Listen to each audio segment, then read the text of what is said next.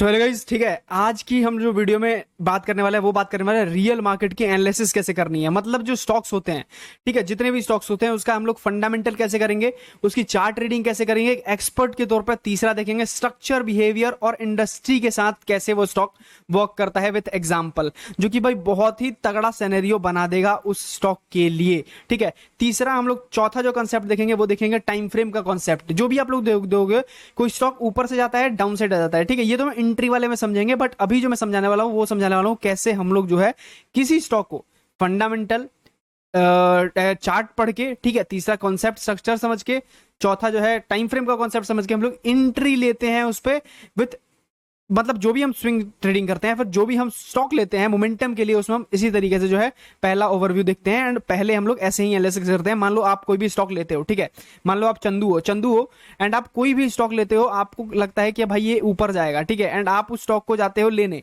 तो आप पहला क्या प्रोसेस करोगे? पहला करोगे आप ये प्रोसेस, दूसरा करोगे ये प्रोसेस, तीसरा करोगे ये प्रोसेस, चौथा करोगे ये प्रोसेस। गाइस एक बात जान लो, बहुत तगड़ा प्रोसेस बताऊंगा, बहुत अच्छे से बताऊंगा, वीडियो को लास्ट तक देखो, मजा आएगा। ठीक है, आप लोगों के पैसे वसूल हो जाएंगे भाई।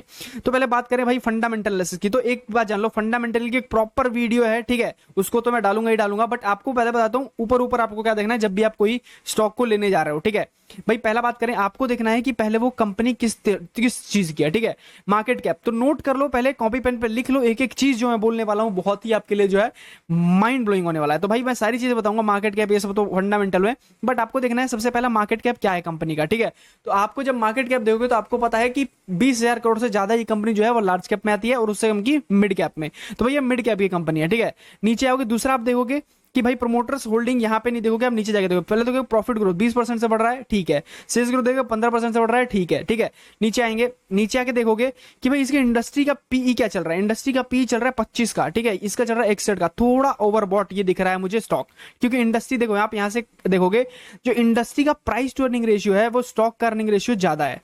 ठीक है, ये सारी चीजें फंडामेंटल में पढ़ाऊंगा, इतना नहीं डब जाएंगे, बस आपको ये देखना है। दूसरा फिर नीचे जाके आपको देखना है कि ईयरली बेसिस पे सेल्स का बढ़ना हो रहा है कि नहीं, क्योंकि सेल्स के बजाय कंपनी जो है बढ़ती नहीं है, आप लोगों को भी ये बात बहुत अच्छे से पता है। तो आप लोगों को दूसरा क्या देखना है, आप लोगों को देखना है कि भैया सेल्स जो है वो देखो यहाँ पे थी 398, उसके बाद आया 500, फिर आया 450, 450 के बाद फिर कंपनी ने टांग लिया और टांगते गई आज के दिन में भाई बहुत ही तगड़ा प्रॉफिट बढ़ चुका है। ठीक है, तो ये मुझे एक अच्छा साइन दे दिया। दूसरा आ जाऊंगा तो मैं देखूंगा भाई कि नीचे है, मैं बैलेंस शीट में मैं दो चीजें देखूंगा। ये ऊपर ऊपर समझा रहा हूं, जब आप स्विंग लेने जा रहे हो, जब आप मोमेंटम कैप्चर करने जा रहे हो, ठीक है, जब स्टॉक एनालाइज करने जा रहे हो लॉन्ग टर्म के लिए, तो क्या करूंगा वो तो फंडामेंटल वीडियो में बना दूंगा। तो उसके बाद आपको क्या देखना है, उसके बाद आप लोग देखना है कि भाई कंपनी का बैलेंस शीट में जब आया तो मुझे देखना है कि रिजर्व और बोरोइंग, ये दोनों चीज देखनी है, सबसे पहली चीज देखनी है, सबसे पहला नजर आपको इस पे ही जाना चाहिए। तो भाई आप देखोगे कि भैया मेरा तो यहाँ पे रिजर्व जो है वो 86 था, अब बढ़ता गया, रिजर्व बढ़ता गया 824 हो गया, और बोरोइंग जो है 548 की है। ठीक है, अब भैया इसमें मैं क्या देखूंगा, इसमें मैं समझ में नहीं आएगा रिजर्व किसे कहते हैं, बोरोइंग किसे कहते हैं। भाई ऊपर ऊपर समझा दूं, रिजर्व उसे कहते हैं जो कंपनी के पास फंड होता है, जो उसके कोई भी, मतलब मान लो कोई कंपनी, मतलब कोई फैक्ट्री कभी जल गई तो मान लो, या फिर कोई चीजें ऐसी हो गई जो अनहोनी हो गई और उसको उस टाइम फंड की जरूरत है, तो भाई ये रिजर्व उसी लिए होता है कंपनी के पास। ठीक है, एंड बोरोइंग की बात करें तो जो भी कर्जा लेती है कोई भी कंपनी, ठीक है, टैक्सेस के मामले में, फिर किसी बहुत सारी चीजें होती है जिससे कंपनी जो है कर्जा लेती है, तो वो भाई बोरोइंग आ गया। अब शॉर्ट टर्म बोरोइंग और लॉन्ग टर्म बोरोइंग हम लोग देखेंगे, तो भाई जब शॉर्ट टर्म बोरोइंग होता है ना तो कोई दिक्कत नहीं होती है, बट जब लॉन्ग टर्म बोरोइंग होता है तो थोड़ी दिक्कत होती है, इसका ध्यान रखना। तो यहाँ पे जो है ठीक है, यहाँ पे ठीक इसलिए है क्योंकि भाई शॉर्ट टर्म बोरोइंग ज्यादा है, अभी कुछ दिन के लिए लिया है, लॉन्ग टर्म बोरोइंग बस हो सकता है निकाल दें। ठीक है, अब नीचे आएंगे, हम नीचे आने के बाद हम देखेंगे गाइस कि हमको क्या मिल रहा है। ये सारी चीजें मैं ज्यादा देखता नहीं हूं, ठीक है। अब देखो ये सारी चीजें मैं ऊपर ऊपर देख सकते हो, अगर आपको देखना है तो ये मैं एंड अप समझा दूंगा। जो भी कंपनी गाइज, मान लो फाइनेंसिंग में, मान लो कोई बैंक है, तो उसका भाई इन्वेस्टिंग से जो है पैसा आना चाहिए, प्लस में होना चाहिए, तो कंपनी थोड़ी अच्छी दिखेगी। फाइनेंसिंग से जब बजाज फाइनेंस है तो भाई उसका फाइनेंसिंग एक्टिविटी से पैसा आना चाहिए तो अच्छा दिखेगा। ऑपरेटिंग एक्टिविटी से जो भी भाई जो ऑपरेट करती है कंपनी, ठीक है, मान लो कोई कंपनी है जो किसी चीज को ऑपरेट करती है और वो अगर उससे पैसा ला रही है तो वो प्रॉफिटेबल है। ठीक है, ये दोनों चीज आपको देखना है। नेक्स्ट आपको जाना है नीचे, नीचे जाने के बाद आपको देखना है कि भैया प्रोमोटर्स क्या कर रहे हैं। तो भैया प्रोमोटर्स तो यहाँ पे निकल रहे हैं, यहाँ पे निकल रहे हैं। यार भैया एक बात बताओ, ये प्रोमोटर्स तो निकल रहे हैं, लेकिन भैया ये तो एफआईआईज को बेच रहे हैं, तो क्या ये सही है गलत है?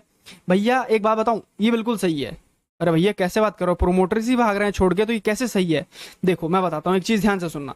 एक बात बताओ, मान लो आपकी कोई कंपनी है, ठीक है, ध्यान से सुनो।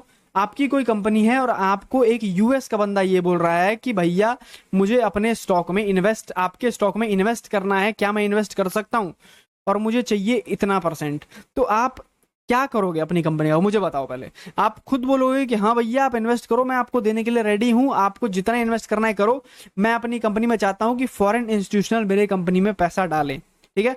तो भाई ये एक अच्छा साइन होता है अगर ये प्रोमोटर्स बेच रहे हैं किसी एफआईआईज या डीआईआईज को।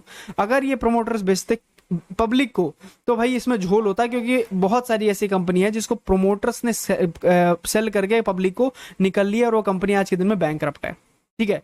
तो भाई अगर ये जा रहा है एफआईआईज को पैसा, तो बहुत ही बढ़िया सिनेरियो है, यहाँ पे बहुत ही अच्छा एक मूवमेंट देखने को मिल सकता है। देखो बढ़ोतरी हो रही है, डीआईआईज की बढ़ोतरी हो रही है और पब्लिक जो है कल्टी मार रहे हैं। तो ये हो गया हमारा ओवरऑल पैटर्न। अब मैं देखूंगा भाई कि वाह ये तो भाई बहुत अच्छा स्टॉक है, मुझे तो मजा आ गया। तो आपको सबसे पहले फंडामेंटल में ऊपर ऊपर यही चीजें देखनी होती है, ठीक है? उसके बाद आप जाओगे टेक्निकल, ठीक है? अब उसके बाद हम लोग बात करेंगे, हम लोग चार्ट को कैसे रीड करेंगे एकदम एक्सपर्ट की तरह। गाइस वीडियो प्यार से देखना, एकदम चार्ट पढ़ना सिखा दूंगा कैसे हम लोग जो है चार्ट को प्रॉपर यूज करेंगे। उसके लिए हमको चाहिए 3 चीजें। क्या चाहिए भैया वो बता दो। पहला चाहिए गाइस हम लोग को ये टूल, इस टूल की सेटिंग लगा लो गाइस, फिब टूल है, ठीक है? इस टूल की सेटिंग लगा लो पहले। इसकी सेटिंग में जाता हूं मैं, आपको सेटिंग दिखाता हूं, आप स्क्रीनशॉट ले सकते हो, ठीक है? स्क्रीनशॉट नहीं ले सकते हो तो पॉज करके और इसकी सेटिंग लगा लो। देखो यही सेटिंग है, आपको यही सेम सेटिंग रखनी है, ठीक है? एक बार इसको पॉज कर लो और इसको जो है अपने चार्ट पे लगा लो, क्योंकि इससे जो है कॉन्सेप्ट अच्छा दिखेगा आपको, ठीक है? देख लिया, देख लिया? चलो भैया देख लिया आपने। अब इसको यूज कैसे करना है, पहला हो गया ये। दूसरा चीज क्या हो गया, दूसरा चीज भैया आपके पास होना चाहिए जिसपे मैं ये चार्ट देख रहा हूँ, ट्रेडिंग व्यू, ठीक है?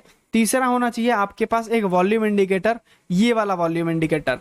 कौन सा वॉल्यूम इंडिकेटर भैया, नाम बता दो। नाम बताऊंगा, फ्री वॉल्यूम इंडिकेटर है, ट्रेडर लायंस इनहेंस्ड वॉल्यूम। ये आपको सिर्फ ट्रेडिंग व्यू पे मिलेगा, किसी भी दूसरे ऐप पे नहीं मिलेगा, ठीक है? तो आप यहां से ये ऐड कर लो। 3 चीजें आपके पास हो गई। अब आपको कैसे चार्ट एनालाइज करना है बात करते हैं, वो प्रॉपर एकदम अंदर डेप्थ में जाके बात करेंगे, ठीक है? तो पहला बात करते हैं भैया हम फिब टूल कैसे यूज करेंगे, ठीक है? तो अगर फिब टूल की बात करूंगा इस, तो कोई भी स्टॉक, ठीक है, कोई भी स्टॉक, अगर मान लो यही देखो क्विज, ठीक है, क्विज कॉर्पोरेशन ले लेते हैं हम लोग, गए टेली टाइम फ्रेम पे, ठीक है? क्विज कॉर्पोरेशन गिर रहा है एंड ओवरऑल मार्केट क्या है, एक चीज बताओ, ओवरऑल मार्केट का स्ट्रक्चर क्या है? ओवरऑल मार्केट का स्ट्रक्चर क्या है, बुलिश है, ठीक है? क्विज क्रॉप क्या हो रहा है, गिर रहा है। बट एक चीज बताओ, अभी तक क्या ऐसे करके क्विज क्रॉप गिरा है? नहीं गिरा है, लो ब्रेक नहीं किया है अभी तक, ये लो ब्रेक नहीं किया है। तो भैया क्या है, क्विज क्रॉप बुलिश है, ठीक है? बुलिश है एंड आपको यहाँ पे डालना है 200 EMA। जब आप 200 EMA डालोगे, देखो मैं डाल के दिखाता हूँ आप लोग को, अंदर डेप्थ समझाऊंगा आप लोग। इसके बाद ना कोई कोर्स किसी का लेने की जरूरत नहीं पड़ेगी, इतना बोल रहा हूँ। देखो ठीक है, 200 EMA पहले मैंने यहाँ पे डाल दिया, क्योंकि मैं क्या कर रहा हूँ, मैं एनालाइज कर रहा हूँ चार्ट। तो भाई यहाँ पे मैंने जब 200 EMA डाल दिया, तो पहला तो मुझे दिखा कि भाई 200 EMA से बहुत प्यारा सपोर्ट लिया है। एंड अब मैं देखूंगा फिब टूल, भाई फिब लगाया मैंने बॉटम टू हाई, मुझे क्या दिखाई दिया, 0.0.5 एंड 0.6 बहुत ही क्रूशियल लेवल होता है अगर रिवर्सल लेना है स्टॉक को तो। एंड यहां से अगर देखोगे तो भाई ये स्टॉक ने लगातार हैमर बनाने के बाद, क्रॉसिंग के बाद कितना बढ़िया मूवमेंट दिया एंड आज तक भाई ये उड़ ही रहा है। कितना परसेंट हो गया भैया, कितना मैं निकाल लेता अगर मैं स्विंग लेता, तो भैया आप अगर स्विंग लेते तो मैं बताऊं कितना परसेंट निकाल लेते। ये सारी स्ट्रेटेजी दूंगा, टेंशन मत लो, कैसे क्या होता है सब बताऊंगा। भैया यहाँ 50% का कितना दिन में रिटर्न विमान, भैया आपने लिया है ये 6 जून को और आप अगर बेच रहे हो अगस्त में, जून जुलाई अगस्त, भाई 2 महीने में 50% रिटर्न। कौन सा म्यूचुअल फंड दे देगा, कौन सा हाउस ऐसा दे देगा जो आपको ये परसेंट बना के दे देगा। चलो भैया ये तो आपने बता दिया कि फिब टूल कैसे यूज करना है, ठीक है? आपको 2 चीजें लगानी है, पहला लगाना है 200 EMA, फिर लगाना है फिब टूल। एंड आपको ऐसे ही मार्क करना है, हमेशा ऐसे ही मार्क करना है, ठीक है? याद रखना। अगर बात करूं दूसरा, भैया एक एग्जांपल दे दो, क्योंकि एक एग्जांपल तो भैया ऐसे ही दे देता है कोई भी। चलो बात करते हैं दूसरे एग्जांपल की।